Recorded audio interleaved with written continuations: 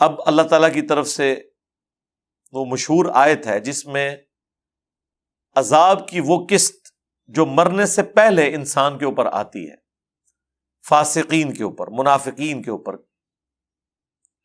کافروں کے اوپر، اس کا ذکر آ رہا ہے۔ وَلَوْ تَرَىٰ، اور کاش تم وہ دیکھ لو منظر، اِذْ يَتَوَفَّى الَّذِينَ كَفَرُوا الْمَلَائِكَةُ يَضْرِبُونَ، کہ جب کافروں کی موت کا وقت آتا ہے تو فرشتے مارتے ہیں انہیں، یضربون وجوہہم وادبارہم، ان کے چہروں پر اور ان کی پیٹھ کے اوپر ہتھوڑے مارتے ہیں جب ان کی موت کا وقت قریب آتا ہے، اور کہتے ہیں وذوقوا عذاب الحریق، چکھو آگ کے عذاب کو بدلے کے طور پر، یعنی جو کچھ تم نے دنیا میں کمایا ہے اس کے سبب۔ ذالک بما قدمت ایدیکم، یہ اس لیے ہے کہ جو کچھ تم نے آگے بھیجا تھا اپنے ہاتھوں سے، یعنی برے اعمال۔ نیک اعمال بھی اللہ کے پاس آگے جمع ہو رہے ہیں، برے اعمال بھی۔ وَأَنَّ اللَّهَ لَيْسَ بِظَلَّامٍ لِّلْعَبِيدِ، اور بے شک اللہ تعالیٰ تو اپنے بندوں پر ظلم کرنے والا نہیں ہے، یہ تمہارے کرتوت تھے جن کا انجام تمہیں مرنے کے بعد بھگتنا پڑا۔ اب یہ جو آیت ہے سورۃ الانفال کی آیت نمبر 50، کہ جب ان کی موت کا وقت، جو کافر ہیں، فاسق ہیں، منافق ہیں، آتا ہے تو فرشتے ان کے چہروں اور پیٹھوں کے اوپر ہتھوڑے مارتے ہیں۔ یہ آیت اس بات کا ثبوت ہے کہ آخرت کے بڑے عذاب سے پہلے بھی کچھ عذاب کی شکلیں ہیں۔ جو لوگ عذاب قبر کے قائل نہیں ہیں وہ ڈاکٹرن یہ کھڑی کرتے ہیں کہ عذاب قبر کو ہم اس لیے نہیں مانتے کہ اللہ تعالیٰ کی صفت عدل ہے کہ جب تک اللہ تعالیٰ کسی پر مقدمہ چلا کر فیصلہ نہ کر لے اس وقت تک کسی کے لیے عذاب کا حکم کر نہیں سکتا۔ دنیا میں تو یہ قانون بالکل درست ہے، اس کی وجہ یہ ہے کہ دنیا میں جو جج ہے اس سے غلطی ہونے کے چانسز ہیں، لیکن اللہ سے تو کوئی غلطی نہیں ہو سکتی۔ دنیا میں جج کو فیصلہ کرنے کے لیے شواہد کی ضرورت ہے، اللہ تعالیٰ کو کسی دلیل کی ضرورت نہیں ہے، اس کے سامنے ہر چیز ہے۔ لہذا اللہ کے اوپر یہ رول نہیں لگتا کہ وہ پابند ہے کہ آخرت کے عذاب سے پہلے عذاب دے ہی نہ سکے، یہ بالکل غلط بات ہے، ان لاجیکل ہے۔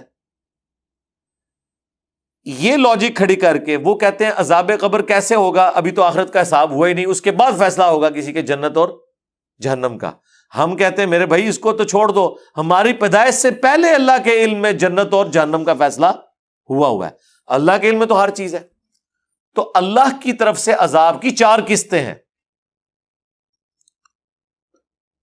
ان میں سے 3 جو قسطیں ہیں ان کا ذکر قرآن میں موجود ہے۔ ایک تو آخرت کی قسط ہوگی جس کو سارے مانتے ہیں، ایک دنیا میں ہے جو سورہ السجدہ میں آیا کہ ہم دنیا کی زندگی میں بھی انہیں عذاب دیں گے تاکہ یہ ہماری طرف پلٹ آئے، یعنی دنیا میں جو تکلیفیں آتی ہیں اللہ تعالیٰ کی طرف سے وہ اس لیے ہیں کہ انسان اللہ کی طرف لوٹے، کیونکہ سب کچھ ہیپی ہیپی چل رہا ہو نا پھر انسان کو اللہ کی یاد بھی نہیں آتی۔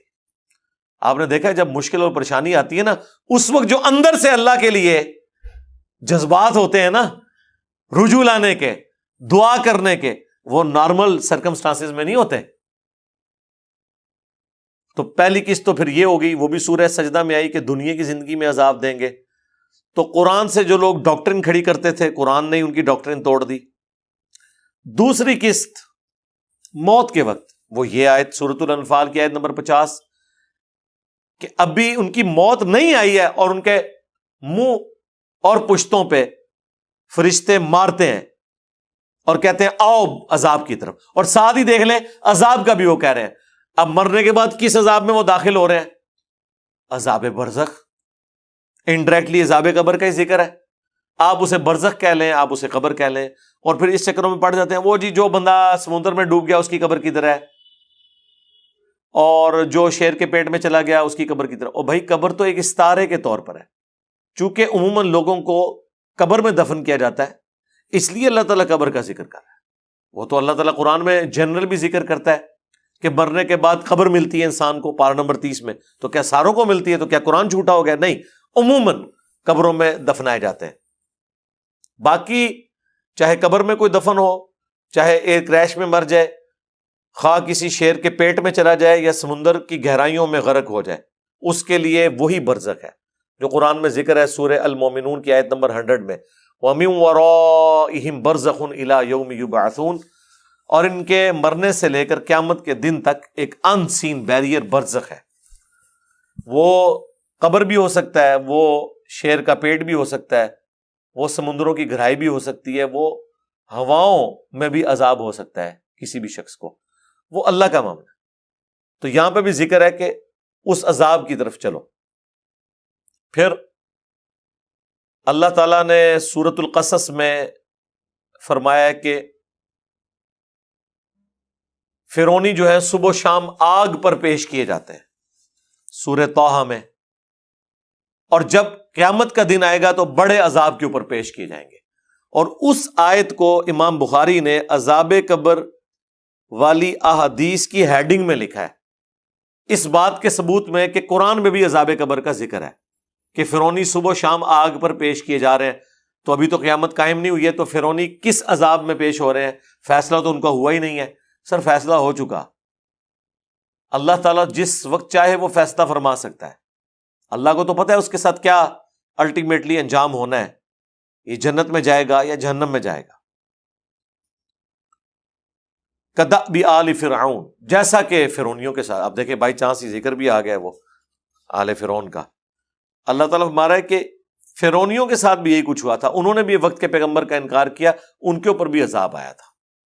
والذین من قبلہم، اور جو ان سے پہلے گزرے، کفروا بآیات اللہ، انہوں نے بھی اللہ کی آیات کے ساتھ کفر کیا. فأخذہم اللہ بذنوبہم، تو پکڑ لیا انہیں اللہ تعالیٰ نے ان کے گناہوں کے سبب. ان اللہ قوی شدید العقاب، بے شک اللہ تعالیٰ قوت والا اور سخت عذاب دینے والا ہے. اللہم انا نعوذ بک من عذاب جہنم ومن عذاب القبر ومن فتنة المحیا والممات ومن شر فتنة المسیح الدجال. آمین.